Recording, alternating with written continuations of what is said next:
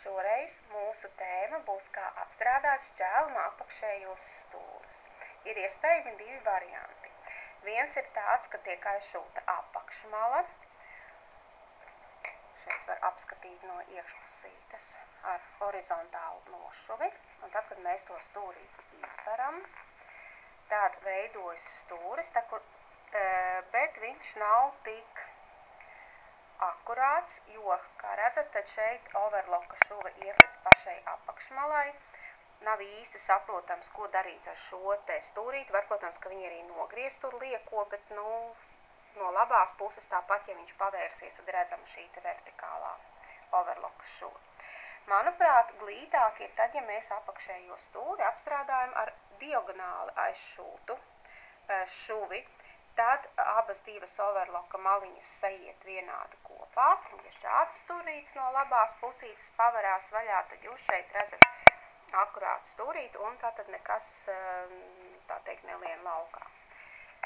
Iekšā var atstāt stūri, visu audumiņu aizšujot, tad tas dos papildu tādu tā kā atsvaru šķēlumam un labāk šķēlums kritīs. Kā redzat, diezgan interesanti šeit sajiet tās malas, īsti nekas nesakrīt, tāpēc es pastāstīšu, kā šādā veidā šādu stūrīti var apstrādāt.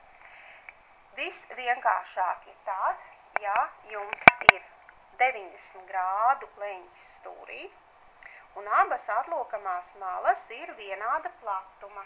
Piemēram, kā šajā gadījumā, tātad ir 4 un 4 centimetri. Tātad, kā redzat, uz kreisās puses ir atzīmēta viena atlokāmā mala un otra krusteniski. Tālāk jums ir jāpārloka šis te stūrīts ar kreiso pusīti uz augšu, tā, lai sakrīt abas ar overloku apstrādātās malas.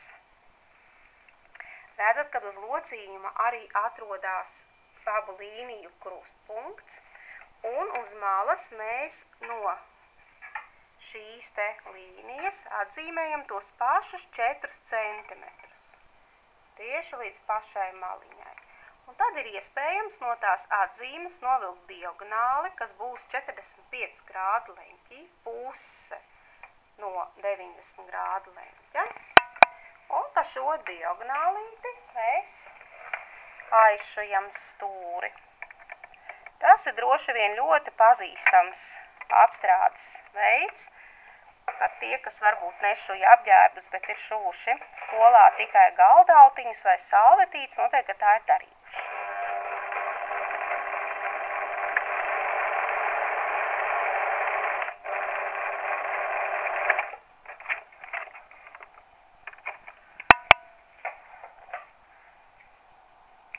Nogriežam diegus.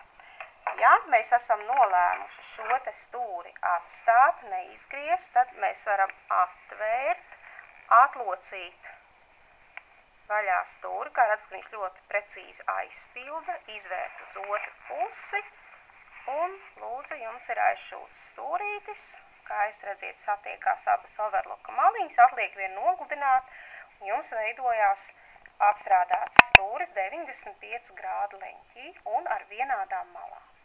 Sarežģītāk ir tad, ja jūs esat iecerējuši apstrādāt stūri, kur nav vienādas malas, tad kā šeit, piemēram, tā ir svārku apakšmala 4 cm, bet šķēluma mala ir tikai 2 cm. Tad var, protams, matemātiski rēķināt, bet nekādi te 45 grādu leņķi vairs neveidosies. Un tāpēc es iesaku darīt tā, ka mēs tad uz kreisās puses atzīmējam apakšmalas locījumu līniju un atzīmējam šķēluma locījumu līniju, vai jebkāda tā varētu būt mala. Tad apgriežam izstrādājumu ar kreiso pusi pret galdu, ar labo pusīti uz augšu un uzlokam vispirms apakšmalu. Ļoti svarīgi ir, lai šī te apakšmalas zīmētā locījuma līnija būtu tieši uz locījuma pretēji.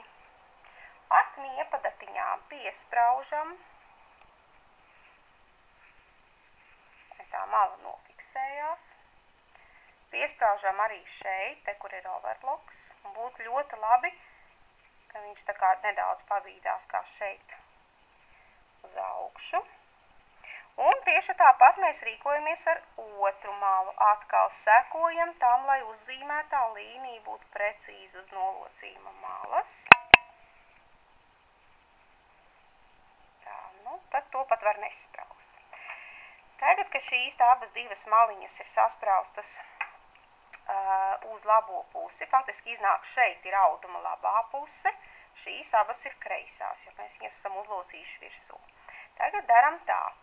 Tātad, tā kā mums, lūk, piemēram, iet apakšmalas pati maliņa, turpinās, reitiņi uznāk uz šīs te malas virsū, tur mēs atzīmējam horizontālu svītri. Tālāk, tā kā mums iet otra mala, un šeit, kur viņi uznāk atkal virsū, arī tieši pretī atzīmējam horizontālu līniju. Tātad nevis uz labās auduma puses, bet uz atlocītās malas. Lūk, uz abām atlocītajām malām ir līnijas. Tagad mēs to visu atlokam atpakaļ, apgriežam auduma kreiso pusīti uz augšu un ņemam lineālu, ievietojam lineālu krustpunktā, kur krustojās abu malu locījumu līnijas. Un tad skatāmies, lai šeit un šeit lineāls sanāktu līdz ar tā mūsu atzīmītēm. Re, kur ir atzīme. Un re, kur viņi pie pašas maliņas. Šeit arī atzīme un re, kur pie pašas maliņas. Un novelkam diagonālu līniju. Cauri šiem te 3 punktiem.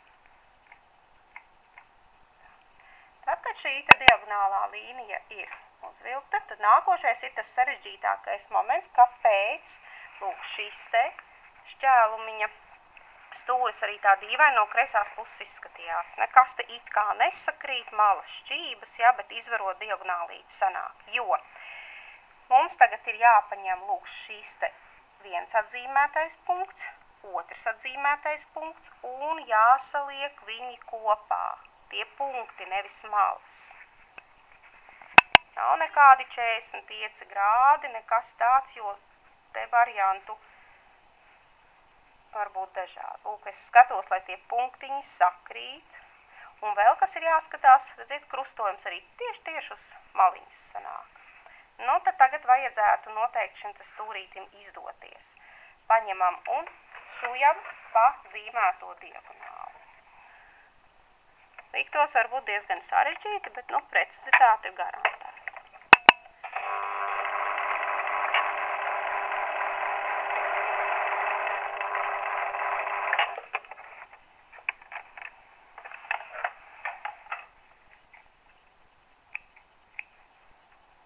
Redziet, tas pats līdzīgi kā tajā stūrī, tikai nu, šis ir cits stūrs. Un izvēršana divējāda. Vai nu mēs atveram to pašu stūra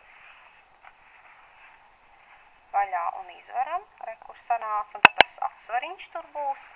Vai nu varam arī nogriezt visu lieko, ja mums šķiet, ka tur liekas biezums ir, griežam nost. Vīlīt arī atveram ar gludaklīti, bet nu, tā es negludināšu, izveram.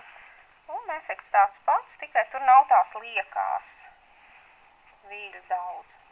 Stūrītis ir, ja? Nu, protams, viņi var precīzāk izbakstīt, nogludināt. Tātad šīs te ir variants, kad mums ir 90 grādu leņķis, bet dažāda platuma malas. Nu, un šī metoda tieši kāpēc ir laba, jo viņi var pielietot arī tad, ja nav 90 grādu leņķis. Leņķis var būt gan šaurs, gan plats. Un tieši tāpat kā tajā gadījumā mēs atkal esam uz kreisās puses atzīmējuši apakšmalas locījumu līniju. Un tātad, nu, šķēluma vai kaut kāds sānu malas locījuma līnija līdz pašai apakšai, re, kur ir krustpunkts.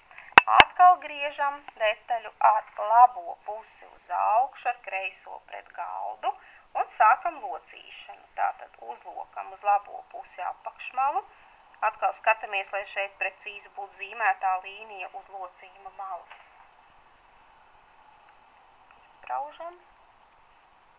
Skatāmies tikai, lai tās adatiņas, kad mēs spraužam, mums netraucē pēc tam otru malu spraust, locīt. Tagad otrā kalis sekoju, lai man tā zīmētā līnija būtu tieši uz maliņas. Un tas nekas, ka šeit ir tāds īpatnējs stūrīts, bet re, kur ir tā vietiņa, kur satiekās vertikālā mala un apakšmala horizontālā, un redzies, tāpat ilgi zīmlīt, var jau redzēt, kur tā diagonāli veidosies. Un tieši tāpat kā iepriekšējā reize skatos, re, kur man iet viena mala, un tieši, kur viņi sanāk, es te atzīmēju sev atzīmīt, un re, kur iet otra mala, un šeit ir atzīmīta. Tad tas ir satikšanās vieta, un šī būs tā diagonālīte. Ja liekas, ka atverot vaļā nevarēs saprast, kur tai diagonālē ir jābūt, var jau arī ar kādu punktiņu iezīmēt, nu te man viņa tā kā vajadzētu. Taisu visu atkal vaļā. Un re, kur ir tie punktiņi, ko es esmu atzīmējis, re, kur ir krustpunkts, uz kurien vajadzētu iet diagonālē, re, ko redz tos punktus, kur es iezīmēju, ka tur būs. Ja iepriekšējā gadījumā, kad bija 90 grādu leņķis, es varēju novietot lineāli tā kā caur to krustpunktu, un tad uz tiem punktiem uzreiz šeit tā nesanāks. Te pa vienai jāzīmē diagonālē. Vispirms no krustpunkta, re, kur līdz vienai atzīmītei. Tā ir viena diagonāle, jo leņķis nav 90 grādu, un re, kur otrs.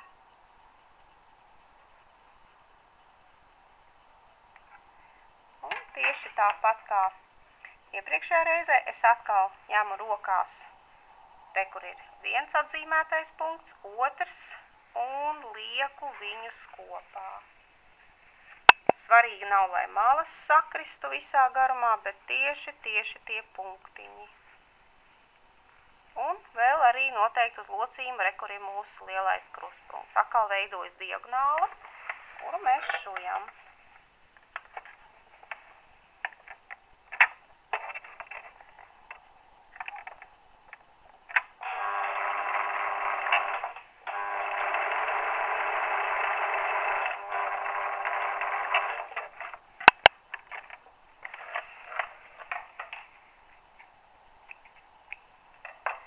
Atkal vērsim stūri uz otru pusi, tikai pat cik mums ir šaurs leņķis, tad diez vai mēs šito visu lielo audumu daudzumu tajā stūrī dabūsim iekšā, tāpēc šajā gadījumā mēs griežam gan visu lieko nost.